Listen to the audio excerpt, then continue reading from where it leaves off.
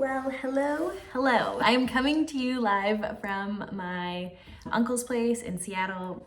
We came here for Christmas and I am still here, and the time is finally upon us. And that time being time of reflecting on my reading this year, the books that have stuck around in my psyche, and also those that were not very memorable at all. So because I only read, I think 23 or 24 books this year, I thought I would just go through all of them and do a quick rapid fire thoughts, if you will.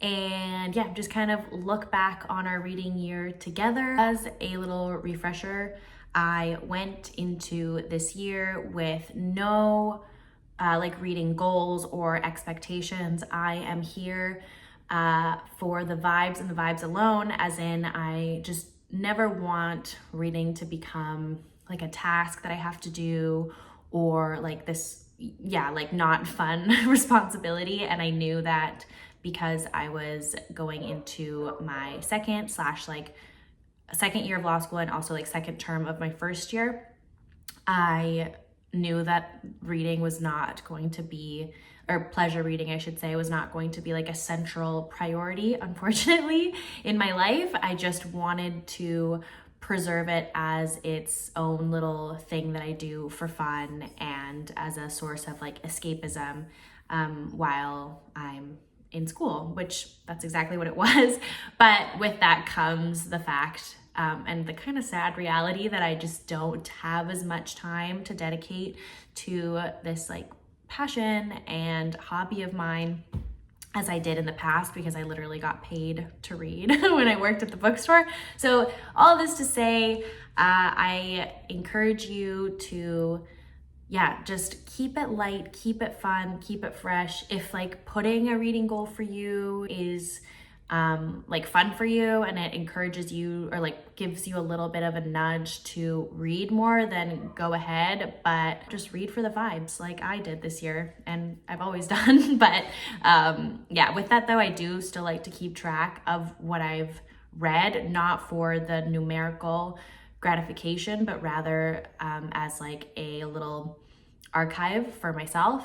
And it's nice to have a timestamp of your year based on books, because oftentimes, at least for me, a book is very much connected to a time and place. Same for like music too. This like nice little token that is almost tangible that can trigger a certain memory or a time in your life and a feeling, and it's really lovely. So yeah, anyways, so let's with that long introduction, let's look back on what I read in 2023.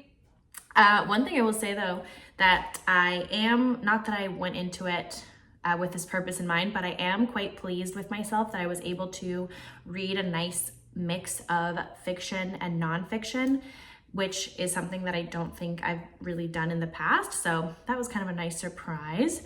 Okay, so I started the year off with The Book of X by Sarah Rose Etter, and I was quite disappointed by this one. I truly hyped it up in my brain so much. I think it's because of the journey that I went in its acquisition. I was just so set on finding a copy, and it seemed unachievable at times because I couldn't order it through the bookstore, because I think not that it was out of print, I don't know why, it was just like an impossible thing to order.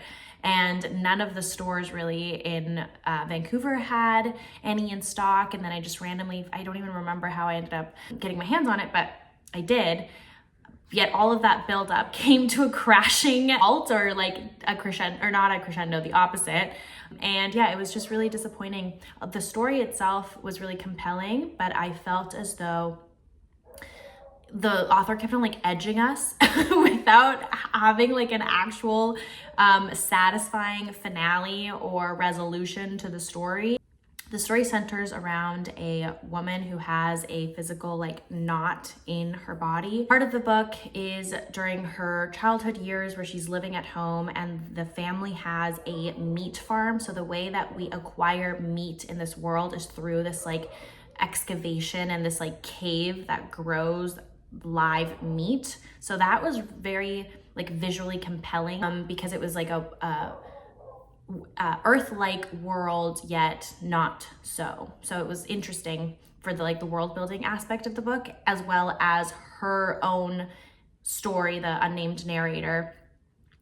She's just like your quintessential like depresso young woman, unsure of her place in the world and her identity, and her grappling with adulthood and themes of loneliness and solitude and finding connection. But it just fell short for me, not very memorable. It had a lot there, but it did not satiate my hunger or my desire for what I wanted this book to do. So that was kind of a flop. But then we went from like one end of the spectrum to the complete opposite, because in January I also read Inciting Joy, which are essays centering on joy, as the name suggests, by Ross Gay, my absolute favorite author.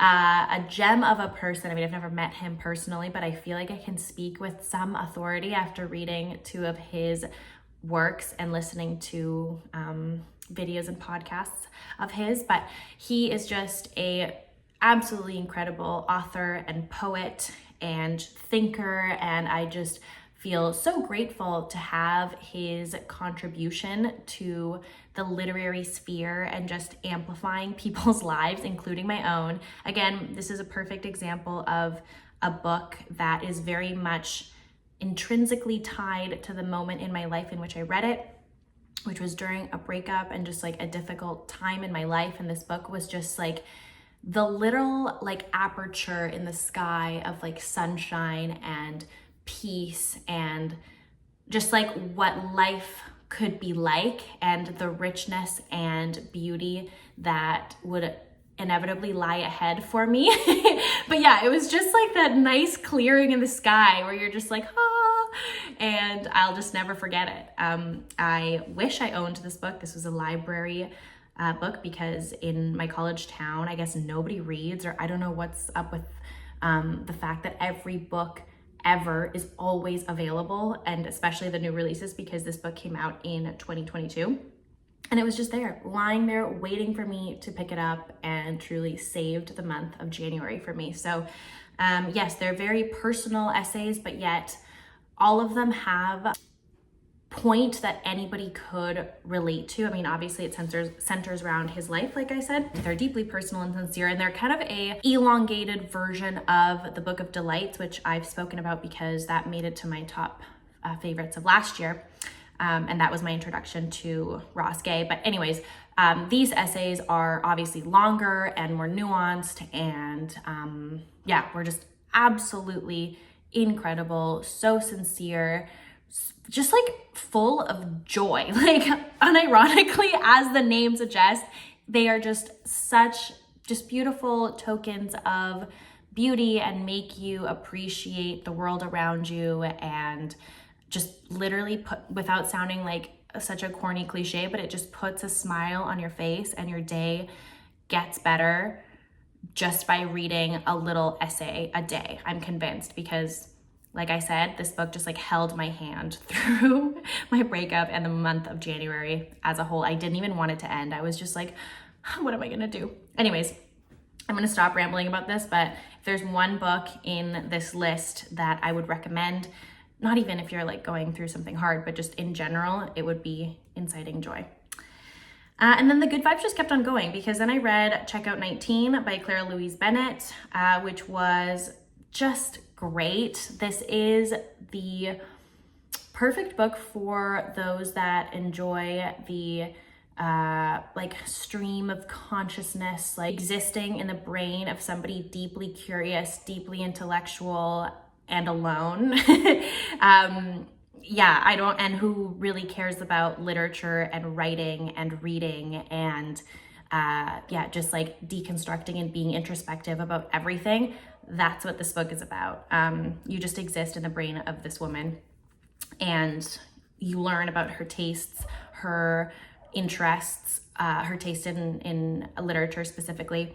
And I just loved it. It was so immersive and it was kind of addicting. I could not put this down. And I immediately finished Checkout 19 and put Pond on my list because that's the other book of hers that she's published. And I, to be honest with you, have like molded Checkout 19 and Pond into the same book, if you will, which I think is not right because they're not quite the same, but they do have this like similar through line because both of them involve a thinky woman giving us a little peek into her psyche and her day-to-day, and the mundane is made into something spectacular and really readable and funny and just really smart. So I loved it. I really, really loved Checkout 19. And I have Pato to thank for this because I think they mentioned Checkout 19 in their favorite books of last year. And you best believe I wrote that down. I do that every year. Like I already wrote down some books that Anna mentioned. I already wrote down some books that Ben mentioned. It's like my favorite thing to do to set myself up for success. When December rolls around, I make that list and I try and just check off some of those books because if my friends liked them, surely I'll like them too. So anyway, that's who I have to thank for that. I read Rehearsals for a Living by Leanne Badasamasage Simpson and Robin Maynard. Leanne is an author that I discovered last year because I read Nupaming, which was absolutely incredible. She is an Indigenous Anishinaabe author. I was introduced to this book because in the summer, the bookstore was having an event and I actually worked the talk that Leanne was at, and I was just like completely taken by how articulate and wonderful she is.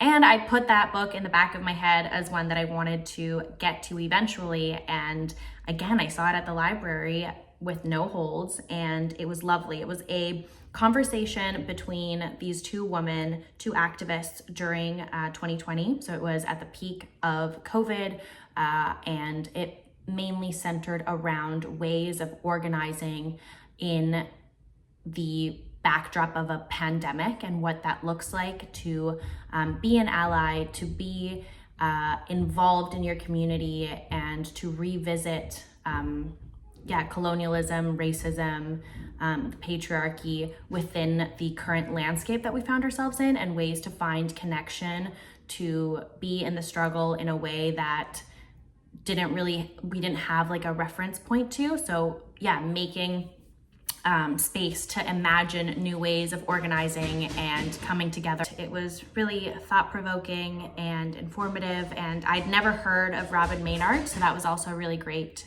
introduction to her and her work as well. Then I read probably like, if not my favorite book of the year, it's definitely like in the top 3, which is Tides by Sarah Freeman. It is a very brief little novel, but boy, did it pack a punch.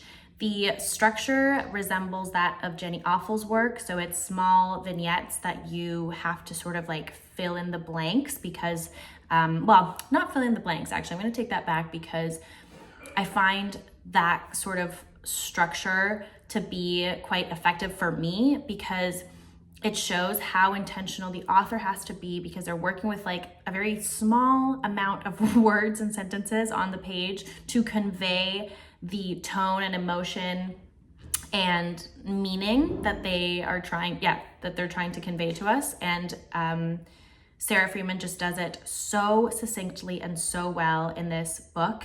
It follows a woman who is experiencing a miscarriage and she decides to leave her partner and her family, and she goes and seeks refuge in this coastal town that she's unfamiliar with, she has no connection to, and just a little snapshot into a very specific, very difficult time in this woman's life and what ends up unfolding. I just thought that the writing was absolutely insane. It was so beautiful. It was so impactful. I wrote this in like a little Instagram review, but if I had to like summarize it in like a sentence, it would be like a grown-up version of the character from The Seas. If you've read that, it's sort of, just reminiscent of that character. rather than her being 19, she's now in her like 30s or 40s, for example. So if you liked The Seas, I feel like The Tides would be a beautiful continuation of that similar melancholic vibe. So yeah, I have a video where I talk more about tides. So check that out if this at all sounds interesting to you, because that book is so freaking good. And I don't know why nobody, or at least nobody that I watch, has talked about this book, because it is so good. Okay, then back to nonfiction. I read Funny Weather, Art in an Emergency by Olivia Lang. And again, I think this one has to be in my top 5. It was so damn good. And I have a lot to thank this book for in terms of introducing me to authors that I don't think I would have, authors and artists, sorry, that I don't think I would have ever given them a chance. Ali Smith, or artists that I ended up researching on my own and really admiring their work and their art and what they stood for. And she talks about these people with such considered attention and admiration and love that was super palpable, and made something that could have been understood as like a little bit of a like academic-y text or like trope into something really exciting and fun to read and just super interesting. I learned so much reading about artists and their crafts. I find something really inspiring, and when it's done in a way that's like consumable to somebody that's not in that world at all, without being pretentious, I think it's awesome, and she does such a great job at that. So the book is structured in I think it's like 4 different parts. So the first one being artists that she admires. Most of them are no longer alive. Another part talks about her own eco-activism, which I thought was really interesting, and her own sort of biography.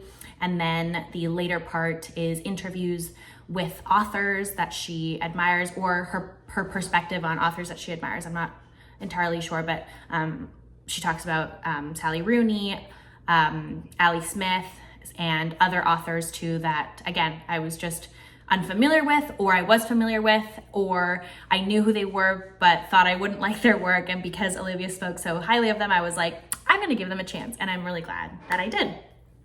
Okay, then I read Eastbound, which, to be honest with you, I was very excited to read this, and I did like it. I did, but no, I did. I was gonna say there was gonna be a but in there. But I did like it. I just think I may have hyped it up a little bit too much in my head, but it was enjoyable. I thought the writing was good. Yeah, I thought it was good. I would recommend it. It wasn't my favorite, but I'm glad I read it. Okay, then I read Pond by Claire Louise Bennett, which I touched on already. Incredible, loved it. Again, if you are here for plotless fiction, for thinky woman vibes, then Claire Louise Bennett is the girl for you. Okay, then I read the biggest flop of the year, In the Distance by Hernan Diaz. That was an absolute no for me. I thought it was kind of boring. I was just not connecting to anybody in the story. I find it incredibly frustrating, very repetitive. I felt like I was like in this like hamster wheel that I couldn't get out of, and I don't know. It just also, I guess a Western is just like not for me. I mean, maybe I was like setting myself up for failure here, because nothing about this book is typically what I would be drawn to, but I read Trust by the same author and I loved it. So I thought, you know, it's good to get out of your comfort zone, read something that you otherwise wouldn't, but I think I, again, set my expectations too high and was disappointed. So it was a no from me. Then I read probably the most striking book of the year, which is If an Egyptian Cannot Speak English by Noor Naga. I am still processing the emotional toll that book took on me. I thought it was so well done. I had no idea where the story was going to go. It completely blew me away. The writing is phenomenal. The story itself is so layered and so complex. We see the dynamic between a Egyptian woman. She just graduated high school in the US, and because her parents immigrated from Egypt, and she decides to go back to Egypt after she's graduated. And it's essentially capturing that moment in her life as she goes back to where she was born and the people, particularly one romantic relationship that she has while she's there. And that's all I'm gonna say. That's all I knew when I started reading that book. And oh my gosh, it was incredible. Highly recommend it. It's just deals with some heavy themes in a really insanely beautiful way, but just be prepared. Then I read Journal of a Solitude by May Sarton. Again, beautiful timing. I'm so glad that I read this when I did. May Sarton is such a lovely woman. She had so many little nuggets of wisdom and shared in such a just beautiful, heartwarming way. I feel like this book was just like a warm hug, and I had like a stupid smile plastered on my face whenever I'd sit down and read her beautiful ruminations on life, especially her living in this beautiful, very idyllic like country setting, and gardening, her relations to others, to writing, to life. It was just stunning. I loved it. I cannot wait to read more May Sarton, and this was just a really lovely introduction. Oh my God. Then I read probably the book that altered my like brain chemistry, and I shove it down everyone's throat. And that is Sister Outsider by Audre Lorde. This is a book of essays. I knew Audre Lorde from my minor in gender studies, but I'd never read a collection of her essays before, and I don't even know where to begin. I mean, this book was just so pivotal in my own like intellectual formation and curiosity.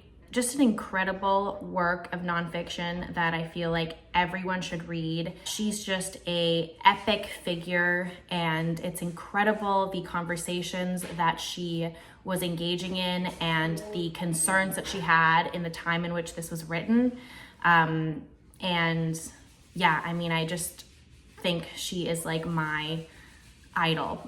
Honestly, that book was just absolutely epic. And I also have her to thank for introducing me to Adrienne Rich. I love when books are referential and when somebody whose work you admire or you're really enjoying references somebody that they admire or that has deeply influenced their work. I instantly know that it's very likely that I'm going to also like that unknown person's work. So that was the case with Adrienne Rich and Audre Lorde because they were friends. Anyway, absolutely stunning. I again have spoken ad nauseum about this book in other vlogs, so you're probably familiar, but yeah, that's probably number one, to be honest with you, of the best, reading experience of this year. Then I half read The Wall. Again, disappointed, friggin' boring. Again, it just felt like I was in a hamster wheel where nothing was happening and the writing was not good. Like, I have no issue sticking around and enjoying myself in a story where literally nothing happens, but this writing just fell so freaking flat, and I was just like, what is the hype about? Like, somebody inform me because I'm not seeing it.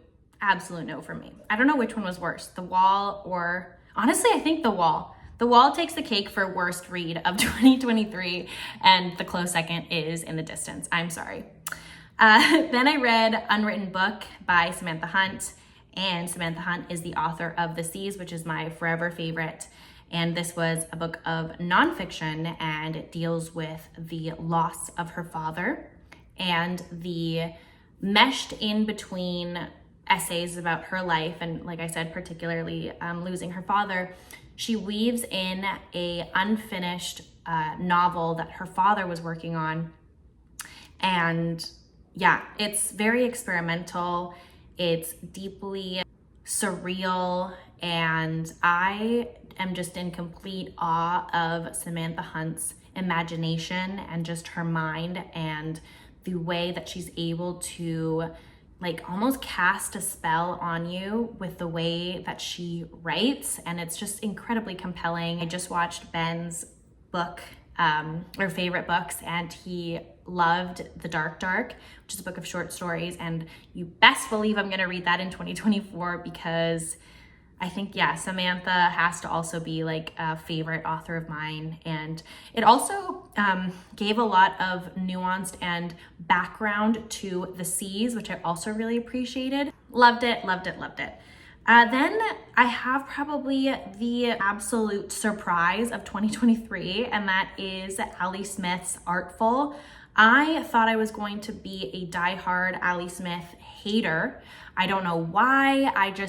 The discourse around her seasonal quartet, I found to be like kind of an eye roll, and I assumed that I was going to think it was like pretentious and uninteresting and kind of boring. But so far, the 2 books that I read of hers this year were absolutely beautiful works of art, so imaginative, so just outside the box, really deconstructing what a story can do. And I was there for it at every turn of the page, particularly Artful. So another theme of the year, I guess, is grief, and the main character losing a loved one, or actually family members. I think all of the books that I read around grief all had to do with the person losing a family member. But anyways, Artful, the unnamed narrator loses her partner, and the partner was an academic, and she was giving speeches, and the unnamed author finds a collection of the notes from the lectures or speeches that the deceased partner was going to give. And so that's the way that she sort of clings on to the memory of her partner, and tries to keep them alive while also reminiscing and getting melancholic about a past love and her life, and what this new reality may look like for them. I don't know, it was just so stunning, so beautiful. It really hit something in me. I don't know what it is. I was the only one in my book club that absolutely adored this. I feel like this might be a polarizing read. Perhaps Ali is just a polarizing author in general, but I am 100% on the stan camp. Then I read Sweet Days of Discipline, and it was a flop. Again, I really wanted a lot more from this. It had such a strong start, and then it just completely lost me at the end. And quite frankly, it lost me in the middle, and at the end I was just like, could not be bothered. I can't even remember if like I even finished the last like 4 pages, because I just could not be fucked. Sorry. Then I read the 3rd installment of the Neapolitan Quartet, Those Who Leave and Those Who Stay. Absolutely fabulous. My favorite Italian telenovela.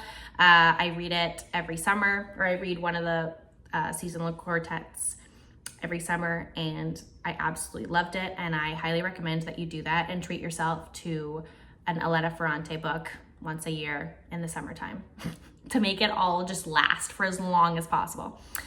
Then I read A Single Man by Christopher Isherwood. So good. So cinematic. I know this is a movie. It makes perfect sense that it's a movie. I have not watched it yet, but this book was so compelling, all-consuming. I could see everything happening before my eyes. I could even see the tones and the music and just everything. It was so like palpable. I absolutely loved this tiny book. Follows a queer academic as he's lost his partner, and his interactions with one of his students, and it takes place over a weekend. But oh my God, it's just like all consuming. The writing was incredible. I just can't say more good things about it. I mean, it's epic. It's so good, so good. 10 out of 10. Okay, then I read What Is Found There, Notebooks on Poetry and Politics by Adrienne Rich, who, like I said, was introduced to me by Audre Lorde. This was absolutely lovely. Adrienne Rich, another incredible thinker, poet of her time. And I have 2 more books of hers on my TBR that I cannot wait to get to. Loved it. Also, I have this book to thank for my newfound appreciation and love for poetry, because most of what is found there are essays, but she also weaves in her own poetry or poetry of others, and it was truly magnifique. Thoroughly enjoyed. Then I read Making Love with the Land by Joshua Whitehead, who I deeply love. This was a very personal essay collection of Joshua Whitehead's biography, and he is an Indigenous, queer, two-spirited individual from the prairies, and I'm gonna always read anything that he publishes.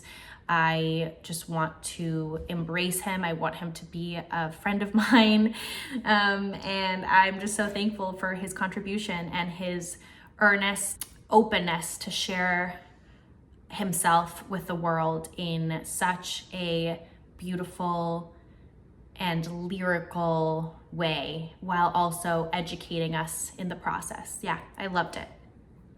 Then I read How to Be Both by the Queen Ali Smith. Absolutely incredible story. 10 out of freaking 10. Again, she is a master at rewiring or restructuring the way a story is told. We have 2 paralleling stories that are weaved together in a really beautiful, different way than you'd ever expect. Absolutely loved it. Again, we follow a young girl who has recently lost her mother, and the way that she finds connection to her is through a specific artist and a trip that they took to Italy together before her passing. And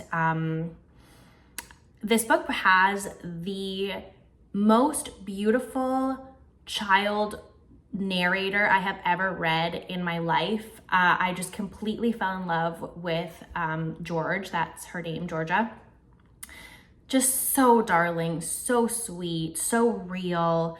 And yeah, I mean, that's probably, Georgie has to be my favorite character that I met this year. She was just everything, absolute little treasure. And yeah, just so well done and so memorable. And yeah, I just loved that book.